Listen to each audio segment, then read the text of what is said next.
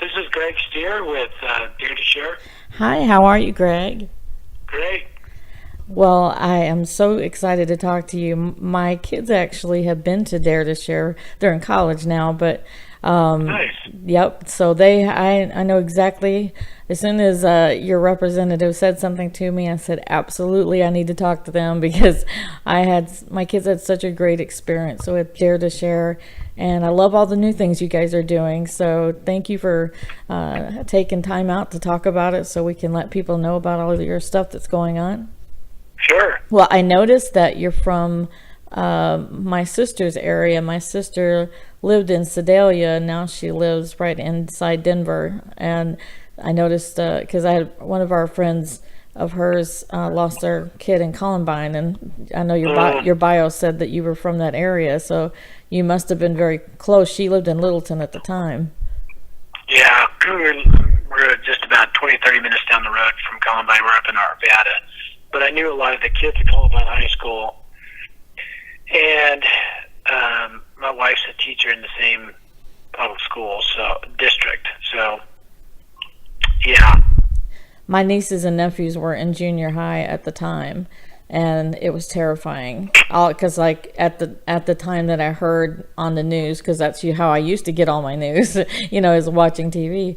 But I heard Littleton, Colorado school shooting, and I flipped, and I didn't hear high school or any of that.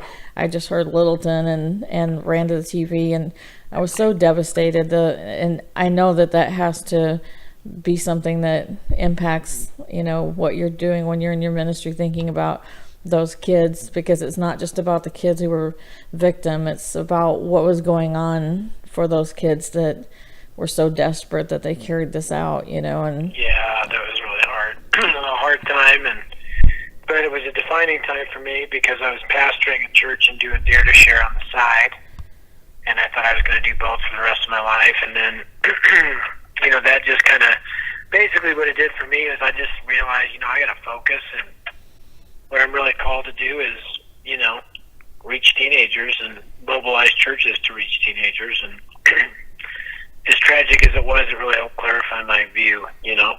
I like the way you say mobilize the youth. My interpretation to my kids was more like, get off the couch, get off your phone, and go do something. Yeah, That's what that's right. mobilizing is, and yeah, that's how I mobilize my youth. That's um, exactly right. so for those that don't know about Dare to Share, like I've experienced it firsthand, can you give us kind of an overview of what you guys do and how you go about doing that? Yeah, so for 25 years, we've been training and equipping and mobilizing teenagers to share the gospel.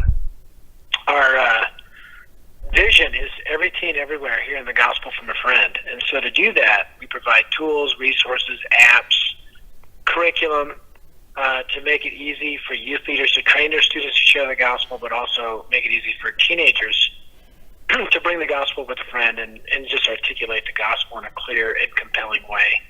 And we believe that the best ones to reach teenagers are teenagers Yeah. because teenagers have tremendous social equity. And so we Yes. try to really help them leverage that equity for the gospel and spread the good news in a very relational way. So for 25 years, we've done conferences, primarily, 2-day events. We did our last 2-day event in March, and we burned the ships, and we're moving toward a Dare to Share Live, which is a live simulcast event that we're going to do on September 23rd, and our goal is going to be to train 50,000 teenagers in a single day Wow. in venues across. We have 72 venues across the nation, from Fairbanks, Alaska, to Puerto Rico, and really try to equip and mobilize a generation for the gospel in one day. I know why I feel like you guys are so different, but there's a lot of things that I think there's so many ministries out there for youth, but youth are this is that time I think the Bible talks about where the youth will rise up and lead us. Because our CEOs are in hoodies and sweatpants. Yeah, It's that's right. and it's never been more imperative to reach the young people in our world. You see, people rioting and marching, and they have no idea most of the time why they're even doing it. They just want to feel part of something. So I think sometimes, and I think we have to give these guys a purpose. And you're right, the teen itself has so much power, because I have so many moments I've told my kids like a life lesson like for years, and then one kid one night will say that to them, same wording, everything the same, and they get it. Then they're like, okay, because they take it in from a peer where they won't take it from an adult sometimes. And you're right, I mean, if we can witness to the kids and turn them into mini ministers, then that's what Christian means, is little Christ. We need to all, parents and kids alike, and some of these kids are going to lead their parents, and who knows what they could lead to. They could lead their entire family to the Lord. And I think there's so many cool things about Dare to Share. But for those who don't know, like if they're interested in your event, like what kind of is maybe different with the way you approach it than other ministries, maybe? Yeah. So one of the things that we'll do is during Dare to Share Live is it's a live event. So even though there's 72 venues across the United States, it's all happening simultaneously. There'll be bands in every room and MCs in every room. 9 a.m. West Coast start, noon East Coast start. And students will be motivated and inspired to share their faith, but then they'll be activated. We'll actually go out to share the gospel, and teenagers will engage people in gospel conversations. They'll collect canned food for local rescue missions, but also bring the gospel up and also articulate the message to people and share it in a clear way, because we'll train them to do that. And not only that, but every student will have a Dare to Share Live app that'll have gospel conversation starting videos on it that they can send to their friends and also to their social media feed that will trigger even more gospel conversations. So our prayer is to train 50,000 teenagers in a day and to have 300,000 gospel conversations at one shot across the nation on September 23rd. So I think one of the things that makes Dare to Share events different is we don't just talk about evangelism, we do it. And so we mobilize the students, we take them out during the event to actually put it into practice. Yeah, I think for teens or just young adults, because my kids are still in their early 20s, I think for them it's kind of like the teach a person to fish thing. You have to, I think they have to be mobilized like physically. You have to show them physically how to do it and let them do that, because that puts a fire in their belly, when they actually do it and they see reactions, because people want to be loved. People are so desperate. Celebrities, doesn't matter. Everyone is desperate for the kind of love and hope and redemption that the Father gives. And the kids, when they actually, I know for my kids, they went to your Dare to Share in Chicago, and for them it was the speaking they loved, but they also just loved like getting more tools and practicality ways of, you can't just walk up to your friend at school and say, hey, what's up? Do you know Jesus? You should. I mean, my kids did that in elementary school. I got in a lot of trouble. They just go up and say, you better know Jesus. I'm telling you, when you die, it's not going to look good, But, I mean, they have to have practical tools. And I love that you're doing this live, and the fact that you're involving mobile apps and everything else, because you got to meet teens where they're at, and where they're at is on their phones, on their tablets, their computers. And if they can share it digitally like that, that gives them a way of something, kids are already using that. It's already a platform. They can just slide in. It's an easy segue when they're using technology like that. And so I'm so excited. So if a church is like interested, how do they get involved with one of these live events? So they just go to daretosharelive.org and look for the event that's closest to them and click on it, and they can actually purchase tickets right there. It's just daretosharelive.org. And we're praying for 50,000 students to sign up. And so as youth leaders start kind of coming back from camps and missions trips, we expect these events to really begin to fill up. So just encourage people, if you're a youth leader, parent, grandparent, pastor, sign kids up, get them out. It's a one-of-a-kind of event. We're going to have at the live event in Denver, we'll have 10th Avenue North, Propaganda, Zane Black, the Skip Guys, myself. But that'll be piped in. But in every event, there'll be live bands, live worship bands in every city, live MCs that we pre-trained in every city, so that it will feel like a live event. Just not a bunch of kids in a room watching somebody else in a big room having a good time, but everybody across the nation is going to be in the big room having a great time. And students, through the app, will be able to talk to each other. So a teenager in Brooklyn can talk to a teenager in San Diego because they're experiencing the exact same training at the exact same time. So very unique event. We're super excited about it. Encourage people to go to daretosharelive.org and sign up. And pray. I pray at 9:23 every morning and 9:23 every night for September 23rd that God would strike revival on 9:23. And so I invite adults, parents, pastors to pray with me. You know, I've been reading about revival since I was a kid, and I'm tired of reading about them. I want to be a part of one. Yeah. And I think it's time. I think it's time this generation rises up and the church rises up to be the church, and youth leaders rise up to lead youth, and we want to help them do that. I think it's ingenious for you to use 10th Avenue North because I actually took a kid to Winter Jam, and 10th Avenue North was the reason he came to the Lord. And it was so powerful because this kid was a true atheist. I mean, in every single way. He was so dead set against God, but he wanted to see Skillet that night. And so we invited him and asked him to come with us. And he said, you know, it's going to take 10,000 Christians for me to come to Jesus. And when 10th Avenue North, you know, Mike Donahue gets out there and talks, and he just sits down and his head in his hands, bawling. And I sat down next to him and I said, what's the matter? Like all of a sudden, you know, because Skillet hadn't even come on yet, you know, and I said, what's the matter? And he said, I told you it would take 10,000 Christians. And he said, I'm looking around and there's got to be about that many. And there probably was close to that, probably not exactly 10,000, but it was several thousand. And that's awesome. He just, and the moment, it was like the moment God said, you said it would take 10,000 Christians. I brought them, you know. But it was Mike speaking.